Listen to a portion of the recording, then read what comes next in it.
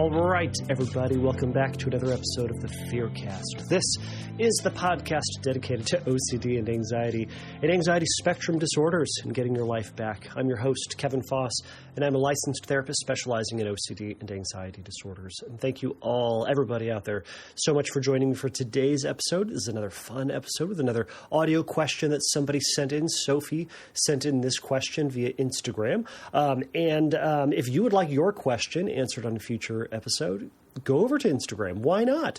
You can send me a DM. I am Fearcast Podcast over there.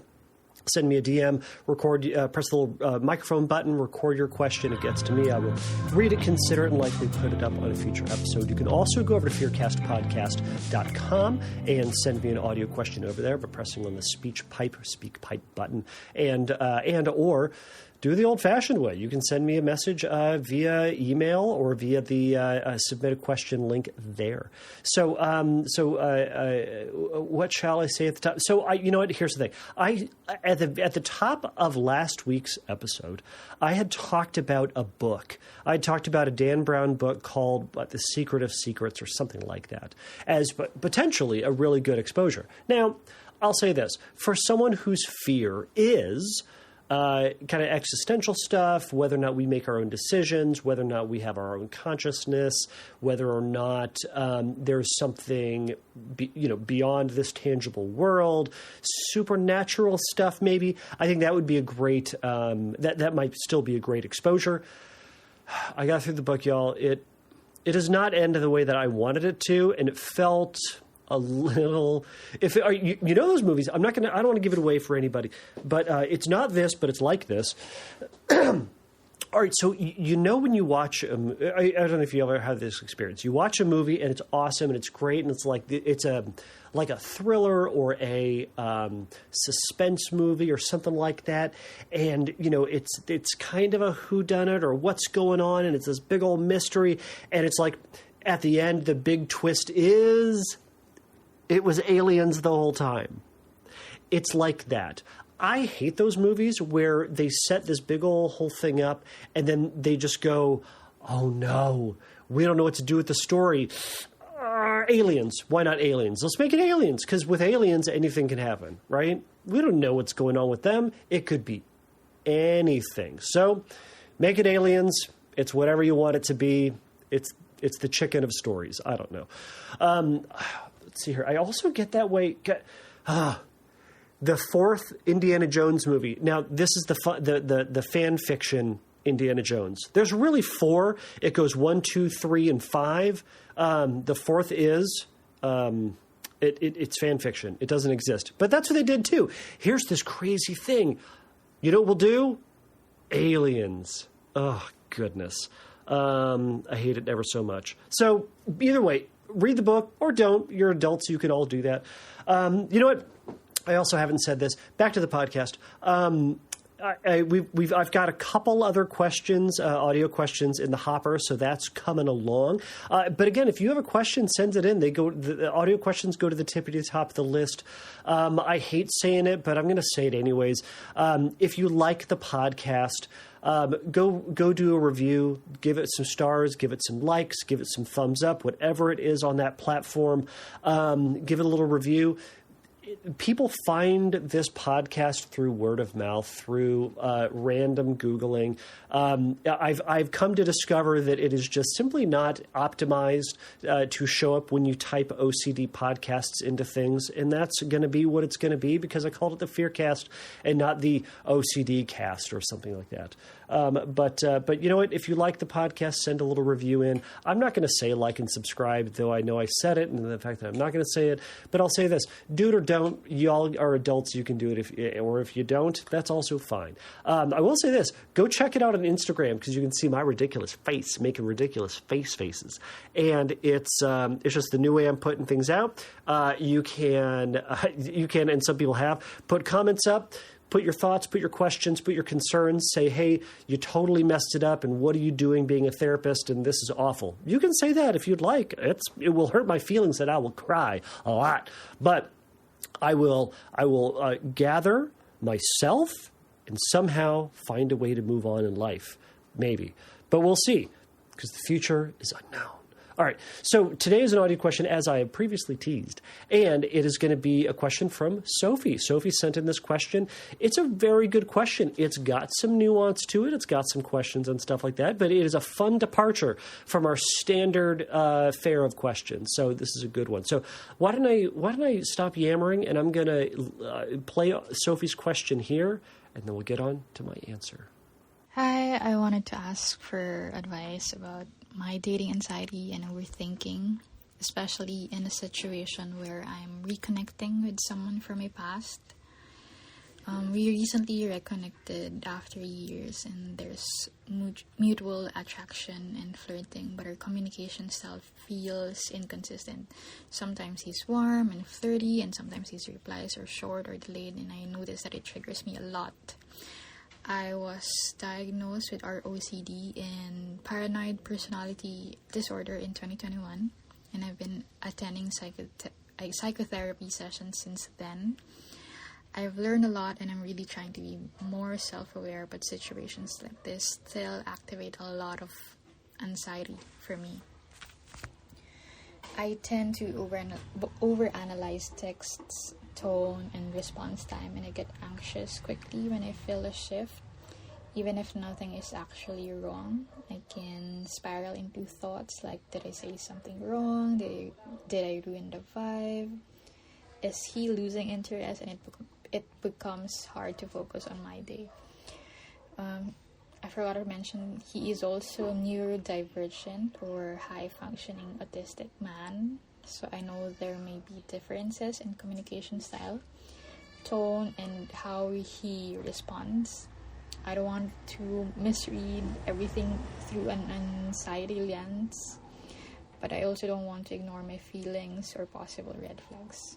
I know this is long, but I guess my questions are: how do I stay grounded and emotionally regulated while getting to know someone, especially when communication feels inconsistent or hard for me to read?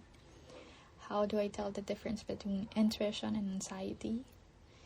And how do I pace myself so I don't get overly attached to potential too early? I really want to approach this in a healthier way and not let overthinking take over. I'd appreciate any advice on boundaries, self-regulation, and handling uncertainty in early dating. Thank you. All right. Sophi, thank you so much for this question. This is a good one. And I what I like about this question is that it doesn't feel as straightforward. And there's a little bit of nuance. The paranoid personality disorder aspect of it does put a little bit of nuance in it, but it also, I think, it's not the end of the world. I think some folks, and I fear that you might be in this category. I hope you're not worried that these other diagnoses are going to completely throw things off or make it impossible for you to recover. I certainly have had questions. I've certainly have had clients who say, well, I've got this diagnosis and this diagnosis. I'm screwed. And I want to say it might serve as another hiccup, another obstacle. But guess what? We've got hiccups and obstacles in life, right? So what I want to try to do today in my answer is to provide a little bit of guidance and some stuff to think about. And I'll also say this: I'm hoping that you are working with a therapist, because a lot of what I think is going to be important in this, it's going to be chatting this over with a therapist about really trying to get to know yourself and understand your patterns of things. And I'm going to come back to that concept a lot. I've certainly made it, I've said it's important, and I'll say it again. It's important to know yourself in the process of recovery. Because the more you know about yourself and how you tend to respond to things and how you tend to react in situations is power. It will give you some further ideas about maybe some patterns and some inklings and some things that you tend to do, some of which can be great and some of which may not be as great. But knowing what you tend to do will give you an idea about what you can do differently in the future, right? So we've talked about this before in terms of like, you think about like guilt or shame. I know we've talked about it a lot like that, where, guilt is that bad feeling when you've done something bad. Shame is that bad feeling when you are something bad, right? It's like, I'm just awful. Whereas we can feel guilty because we've done something awful, right? Now, it's great information because then it gives us something to work on, something to do differently next time, right? So that's where knowing your patterns and making a decision, say, okay, I made a decision in this situation based on the information that I had, and I might have reacted poorly, or I might have reacted in ways that maybe I don't want. So I'm going to try to do it differently. Okay, so on this podcast, we've talked a lot about relationship OCD, and again, it's just OCD about the theme of relationships, right? Or connection with another person. And ROCD, again, can be broadened out to relationships with your dog, relationships with your family members, relationships with God even, right? So it doesn't have to just be a romantic partner. You can absolutely have relationship-themed obsessions about a friend or about, or about a coworker. But it is still, at the end of the day, all OCD. It is not special or unique because it is ROCD and has a cutesy title. It is still OCD. So that is going to differ from paranoid personality disorder. And I just want to give a brief blurb on this, okay? So the brief blurb that I found, and I'm going to just read it here, which again provides a little bit of complication, but you'll hear a little bit of overlap between the two. So it says, paranoid personality disorder symptoms include pervasive distrust and suspicion, interpreting innocent remarks as threatening, reluctance to confide due to fear of malicious use, persistent grudges, perceived attacks on character, unwanted suspicion of partner's fidelity. Unwarranted suspicion, as opposed to wanted suspicions of partners. So unwarranted suspicion of partners' fidelity, and being hostile or stubborn when feeling slighted, leading to social isolation, difficulty forming close relationships, but without true delusions or hallucinations. All right, so it's kind of this pattern of perceiving other people in relationships, right? As you can kind of hear, I think some people are going to hear this, and some people with ROCD perhaps are going to hear this and go, oh my gosh, I also have this diagnosis. Well, as you can see, there's a lot of overlap between the two, and especially when it comes to ROCD, where there is this pattern of doubt, this doubting yourself and your feelings, and leading to questions about how I feel in relation to them, how they feel about me. Let me compare this to my past relationships, right? Maybe it can also lead to overanalysis of the relationship itself, of actions, about whether or not you'd be better off with somebody else, right? You can hear the overlap between the two. So for Sophie, I'm going to acknowledge that these are genuinely your two diagnoses. I don't know. I don't know if they, what other information that your therapist or your diagnosing physician had on this that led to both of these diagnoses, but this is where I really want you, Sophie, to be chatting with your doctor about this, or your therapist about this, about what the overlap between those two things are, how they play against one another, and how they are differing from one another. And that's something that you will, I think, really help with this process, because everything that I'm going to do today is ultimately just guessing with what the real interaction is and how it shows up for you. But this is where I would encourage you to chat with your doctor about this. So one of the first things that I really want you to do, Sophie, at the very beginning, and for everybody out there, is to build compassionate awareness, okay? Now, I'm calling it compassionate awareness for a very specific reason, right? So we want to use this, we want to know ourselves. We want to know how we tick, how we tend to react to things. What are going to be those situations that tend to make us feel anxious or angry or hurt or slighted, right? Knowing how it works for us can give us that power to be able to respond and to be able to kind of live within our own skin a little bit better, right? But we want to know these tendencies without using it as a leverage against somebody else, or nor as a bludgeon towards ourself, right? So leverage against somebody else would look like, this is the way that I am, and I because I'm like this, you need to do X, Y, or Z in order to accommodate, or in order to make this relationship work, or because that's just who I am, right? So it's saying, this is the way that I am, so therefore you need to do X, Y, or Z. You need to do something, right? And that may be unhealthy and inappropriate accommodation, right? Or some other things that may not be very helpful, that may, kind of force or guilt somebody into doing something that maybe they might not want to do, right? And the other person may be happy to make that flex or do that accommodation because they like you, because they love you, because they want you to be happy, because they don't want to rock the boat, right? There may be a lot of reasons, but we ultimately don't want to do it to force somebody. We want to do it as information so that we can figure out how it's going to work best between the two of you, right? You and your partner, right? And the other is about making a bludgeon against yourself, right? We don't want to then use this to shame ourselves and to say, well, I'm like this and I'm so terrible, or I'm like this and I'm so awful. I'm like this and what sort of terrible person am I, right? So there's a lot of different ways that this could go, but we're trying to understand ourselves so that we can better interact with people, so that we can better pursue our values, and so we can best learn from situations that may not have worked the way that we want them to, and so we can do them a little bit better or effectively the next time, right? So it's about learning, and it's about making accommodations appropriate for ourselves. Maybe accommodations is the wrong word for here. We're trying to learn about ourselves so that we can just improve and be better versions of ourselves. And no one's out there being perfect. So if we make mistakes, yeah, that sounds right. That sounds human. That sounds like something that we would all do, myself included. So therefore, well, I'm going to have to deal with this too, and with you. So we're all working. We all need to have that compassion to know that we ain't going to be perfect. Okay, so how do we start building the awareness of these triggering patterns that you have? Well, one, I want you to figure out a method for you to start writing these things down, right? Not everything that you write down is going to be absolutely perfect or is absolutely going to be the thing that fixes everything in relationships, but it's going to start to build some awareness about how you tend to interact with other people, right?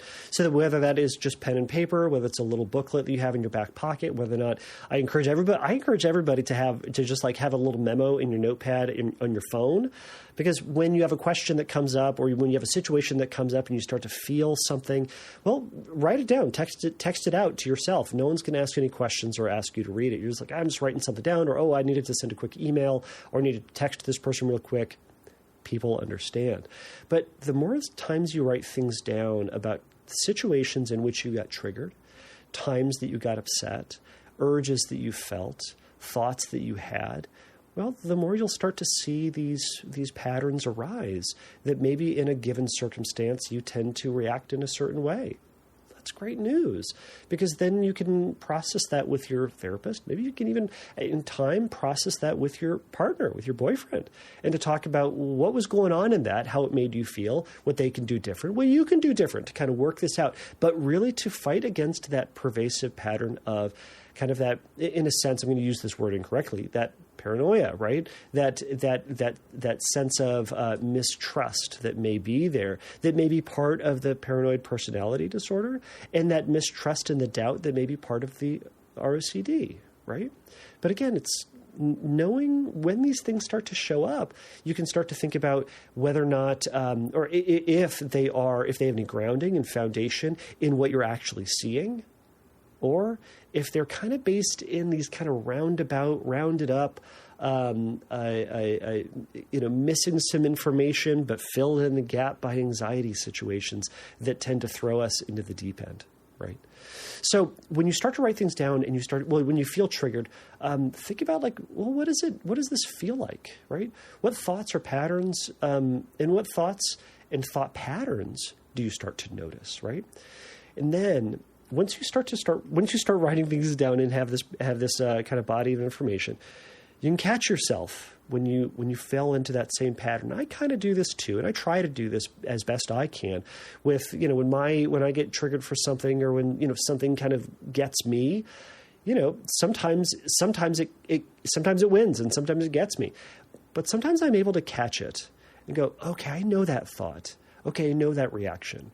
Okay, I know that urge and that knee-jerk reaction, that tendency that I have in these situations. Well, I've learned from that. I've had that before, but I'm going to try to then do something different. And this is the hard part, is intentionally, casually, compassionately shifting, I'll say wrenching even sometimes, yourself away from that pattern, that pattern that sometimes feels natural.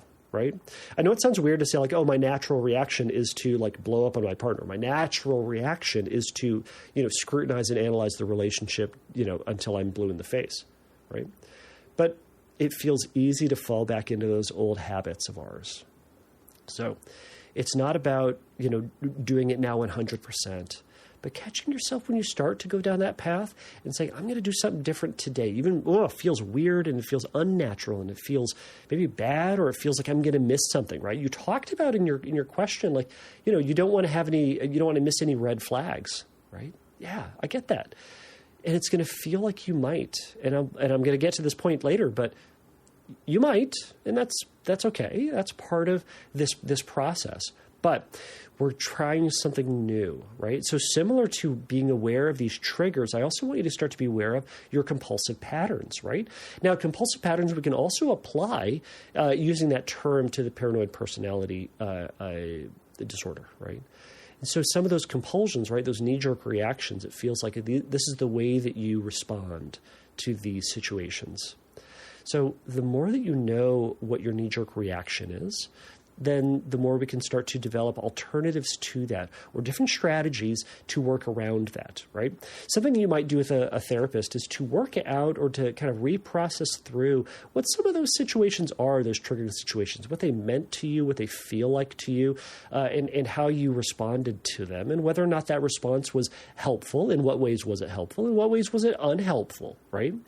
So you can start to think about whether or not this behavior was working for you and the other person, and whether or not you can do something different, right? So that's kind of the epitome of cognitive behavioral therapy, right? Cognitive, the thoughts that you have, the interpretations you have about yourself or the other person or the world around you or your place in the world, and how all of those interpretations lead you to acting, right? And lead you to what you do in response to that, right? I love the example. I know this is tried and true, or maybe a beaten horse, I don't know. But it's this idea that, if we have the idea that all snakes are bad and all snakes are going to kill me, well, then we're going to run away from snakes, and we're never going to want to think about snakes, because I don't want to get bitten and die. But if we can learn a little bit about snakes and learn a little bit about some snakes are dangerous, more dangerous than others. Some snakes are just simply not dangerous, right? Maybe there's also, even with the poisonous ones, maybe there's a safe way to interact with them. Maybe there's a safe policy, procedure, whatever, to dealing with them.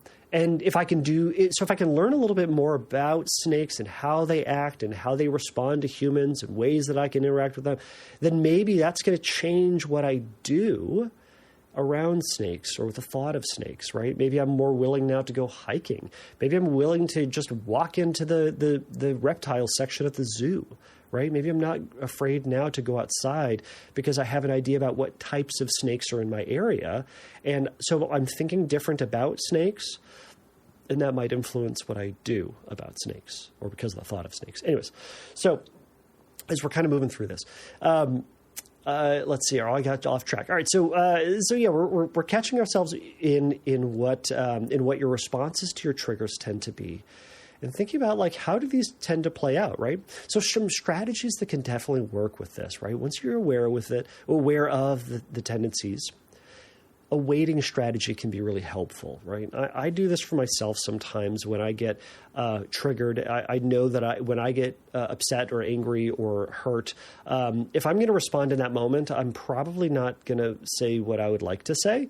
And I need to give myself a little bit of time to find the words, because I'm not somebody who can immediately come up with words. I know y'all are not maybe surprised or not surprised. to like really know what I'm feeling in the moment, like just the feeling of like anger and hurt and betrayal and all this stuff like that, like that's what's there. I need time to let that feeling subside. Now, if I let too much time subside, then sometimes I forget some of the details, and sometimes I can just kind of play along and just go like, well, I don't feel it anymore, so it's not a problem anymore, right? But that's also unhelpful. But I've learned about myself, I need to let that feeling come down a little bit, find the words, think about what I'm feeling, how I'm feeling, what I need, and then I can voice that with whomever it is that I'm in that with, right?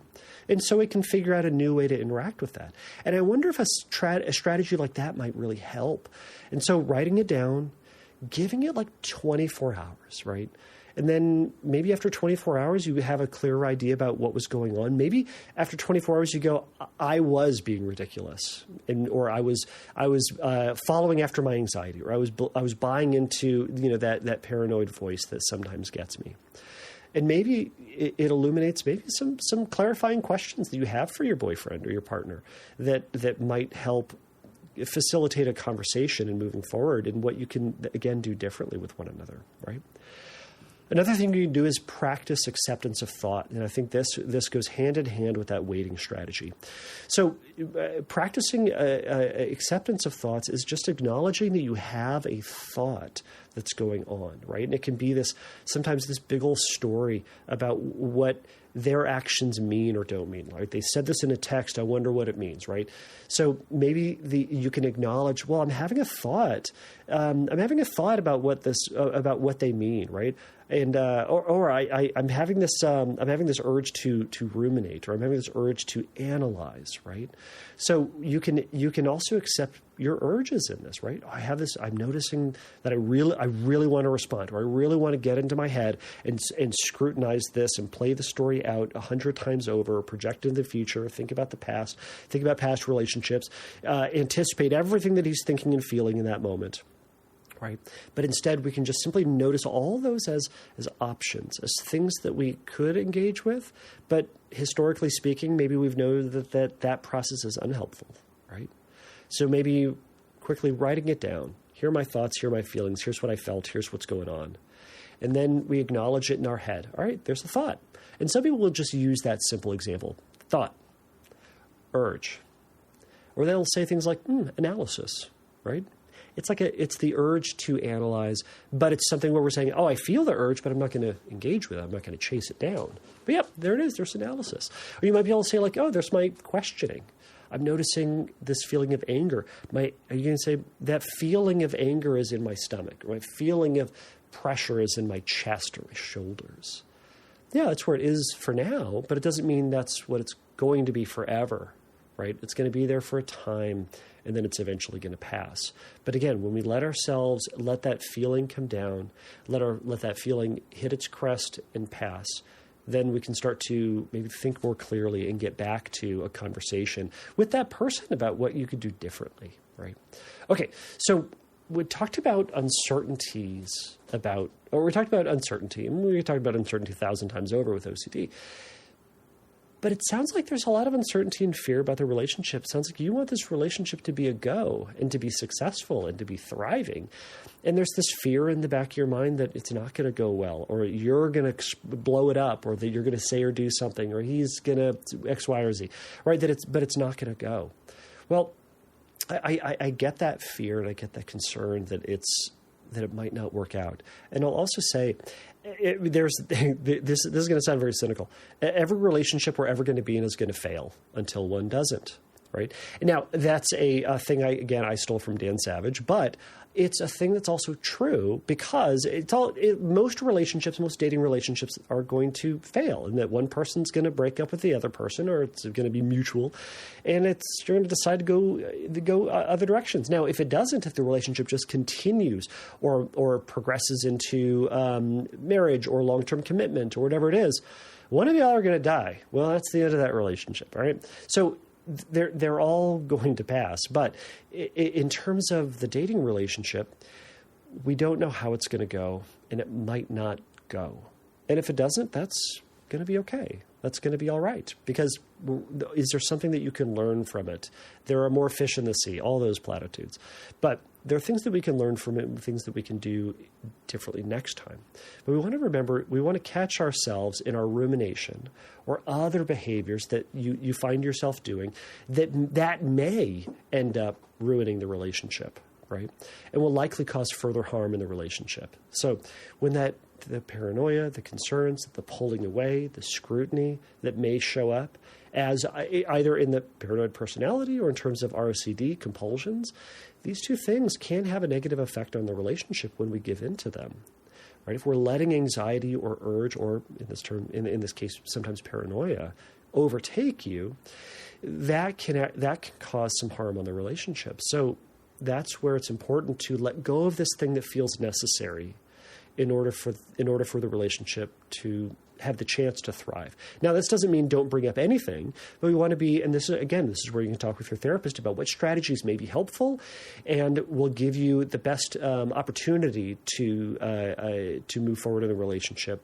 Well, I'm saying that poorly, but I hope you get the idea. So, the other thing to think about is rumination and fear about the relationship failing is likely to pull you out of the relationship, not pull you into it with healthy communication and trying to work things out. When we ruminate, we're disconnecting from everybody else. We're going off into our fantasy land. So we want to catch ourselves, acknowledge that urge, maybe write down some ideas, and then reconnect with reality, reconnect with the person in front of us, and then re-engage with activities that are more meaningful and positive. And then we wait for that urge and that overwhelm to pass to where we think more clearly, and then we can maybe communicate more clearly with our partner. So, okay. So, two more parts to this, and then I'll let you go. So the first part, so you said, "Oh no, wait, I don't think you said this as clearly as this, but I'm gonna make some rounding up and some interpretation." So you kind of said like, "Well, you said you have a hard time."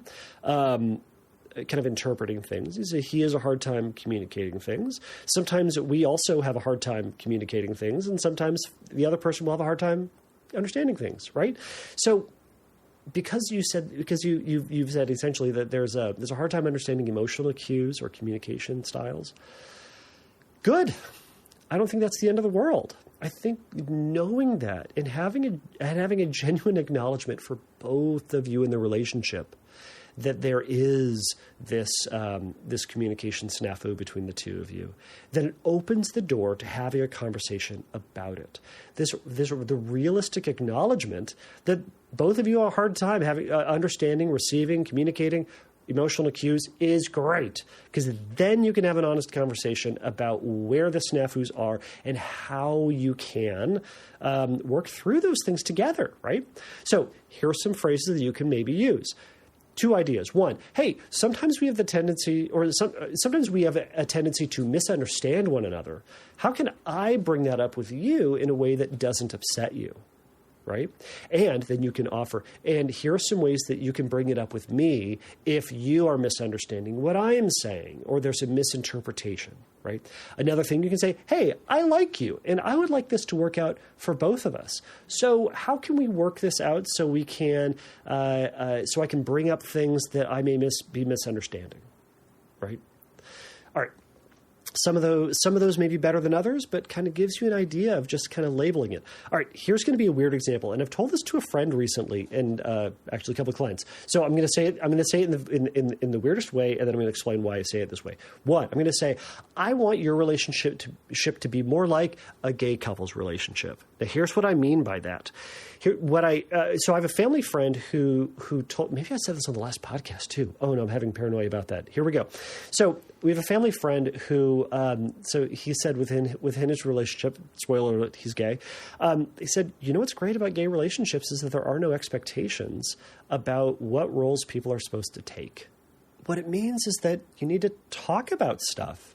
You can't fall into this pattern of just, social understanding or these norms or these stereotypes about who is supposed to do what, how people communicate, the roles that people are supposed to take, the chores that people are supposed to take in relationships. And instead, there's there's a conversation to be had about what each person is going to do. And that, I think that also applies for this relationship and where those snafus happen. I sometimes, for my relationship with my wife, I call these State of the Union conversations where they periodically happen.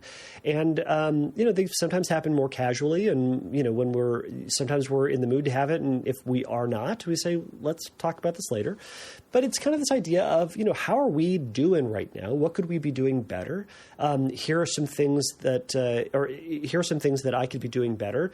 Would you like feedback? And hopefully they will also reciprocate and tell you how you are doing well or how they are failing you or messing up or whatever it is, and what you two can do better for each other, right? So it's all about finding that clear communication with one another, and sharing, how you experience them, and to encourage them to also communicate with you what you can do better for them and for the relationship, right? Code words can be helpful for this, kind of code words in terms of like when there's a mishap, maybe there's a code word that then, signifies, hey, there's been a miscommunication, or it feels like we're kind of, off the rails here. Let's shift this back. That might be something to talk about, or like what could you both say in that situation. Also, I really do encourage just asking clarifying questions, right? If you're worried about something through a text, which text communication sucks in general, right? Email communication sucks in general. There is no emotional content to it. We don't know how the inflection is on how things are written, so there might be questions. And if either one of you aren't as great at communicating those situations or communicating your thoughts, or one or both of you have a hard time or a hard time kind of receiving or kind of interpreting those messages, maybe having a clarifying question or clarifying, I'll just say question to the other person about like, hey, what does this mean? Or can you help me understand that more? Or I don't quite understand. Or pick up the phone and have a conversation over the phone with the other person, right? And even then, I know that doesn't clarify things or that doesn't make it perfect. But again, finding out ways that are going to work for you two in that situation. All right. So lastly, and then I'll just leave you with this, but because I know I've been talking a lot. So you talked about like, how do you trust your intuition versus being led by your anxiety, right? So I mean, anxiety it tends to have that urgency component to it, right? It's this, you have to act right now or else, right? There's danger, right? It's the warning lights in life, right? It says you're going to go off a cliff unless blank, right? Or this is a pitfall. Let's watch out for this and do something else, right? Intuition can sometimes be like that as well, but again, sometimes our intuition is wrong. So our intuition is information, right? Anxiety is information. But we want to balance this out with our logic, our rationale, as best we possibly can, right? Using these situations, using the feelings that you have, as well as reflecting on past situations where you've kind of felt something similar, right? Remember, we've talked already about making a list of your responses. Reflect on these situations and those outcomes. What worked in that? What didn't? And we learned that sometimes our intuition is inaccurate. Our intuition needs to be tuned up a little bit. And we do that through thinking through. I know that's a four-letter word around here, but we reflect back on what's worked and what hasn't worked, and maybe this is a thing to talk about with your therapist or some trusted friends, and to kind of to figure out maybe what you can do different, and you intentionally put that into practice next time, right? In this process, also take time as you consider and be patient with yourself. Right, you're learning a new trick, right? You're learning a new way to interact with him, and that is certainly going to take time. Oh no, I've totally forgot something. Oh geez, I forgot something. Let me just insert that here. So you said you don't want to get attached too early. My question about that was, how have you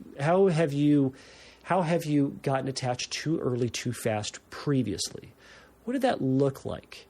How did you what were you doing that led you to say you got it too attached too early and you needed to kind of take it slow? Did that mean that you moved into moving in too fast? It meant that you were texting them, 15 times an hour or more? Did it mean that you made stronger promises or commitments to one another a little too early? I wonder what that meant to you, right? So that's where I want you to start thinking about, what are those patterns that you had where in the past relationships you can say, I know that I was moving too fast in this relationship because I was doing X, Y, or Z. Great. Then chat with your therapist or chat with some trusted friends who know you, who love you, who have seen these patterns for you, who are hopefully wise and thoughtful and caring and patient.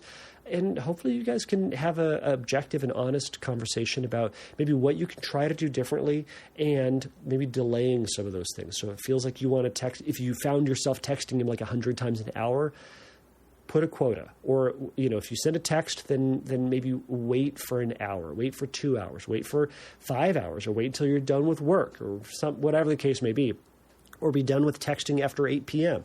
All these different strategies you can try to implement to try to just break up this strategy and to slow things down and to see where you moving too fast because you are being guided by that anxiety or that impulse and that drive into the relationship. And can you tolerate then maybe missing out or maybe having the relationship not progress because you're not messaging them as fast or as often as you should? Right? So again, more stuff to think about in this process. Let's see here. Okay. So, all right. So lastly, I'll just say approach yourself in this process with compassion and patience, right?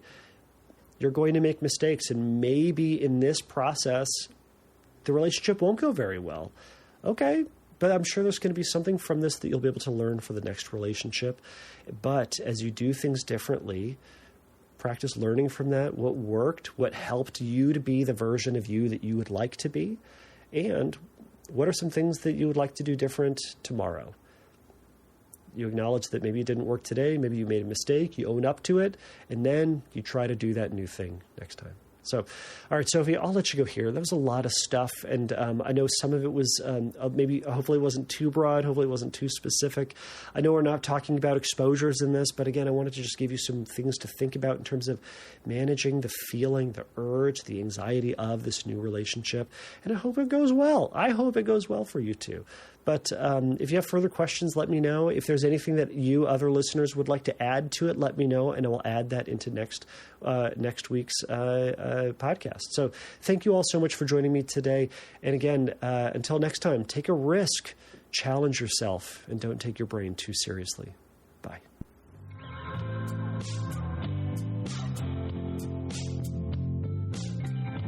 Thank you for listening to the Fearcast. If you would like your question answered on a future episode, please click on the Submit a Question link at fearcastpodcast.com. If you would like your question answered sooner, please send me a recording of your question to questions@fearcastpodcast.com or by sending me an audio message through Instagram by DMing me at fearcastpodcast on Instagram. If you like the Fearcast, please write a review on your podcast platform of choice. Please remember that the Fearcast is not a substitute for psychotherapy. If you need a little bit of help in your recovery, please go over to fearcastpodcast.com and click on the Find Help link, and there's going to be some information for you there. So until next time, take a risk, challenge yourself, and don't take your brain too seriously. Bye.